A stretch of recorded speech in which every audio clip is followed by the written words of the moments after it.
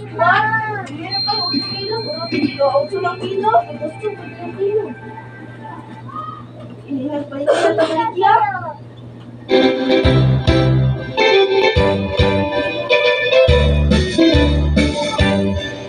Philippines has a great history according to our geography. Manila is the capital city that we went from the other country. Metro Manila, Quezon City, Caloocan, Pasay, Makati, Marikina, Pasig, Saputi, Malabon, Las Piñas at Paranaque.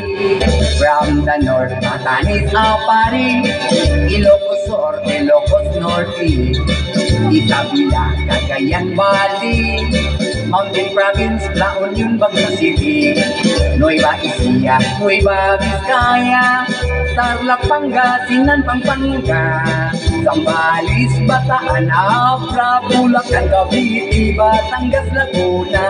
Now let's go to the southern Luzon, Camarines, Norte, Quezon, Albay, Camarines Sur, Catanduanes, Masbate, Sorsogon, and we add 3 island more, Mindoro, Marangki, Romblon, then down to Visayan shore, Pomos, Upit, sugar, coconut, and corn. Ay, Sibong, Manglan, Mandawi, Bohol, Samarleti, Iloilo, Kapit, Aklan, Atiti, Palawan, Negros, Bacolod, Siquijor, Dumaguete.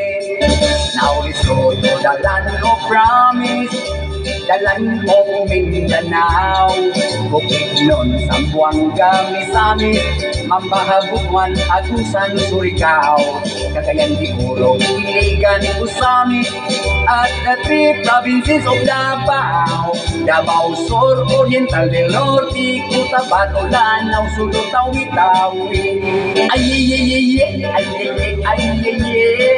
Philippines has a great history.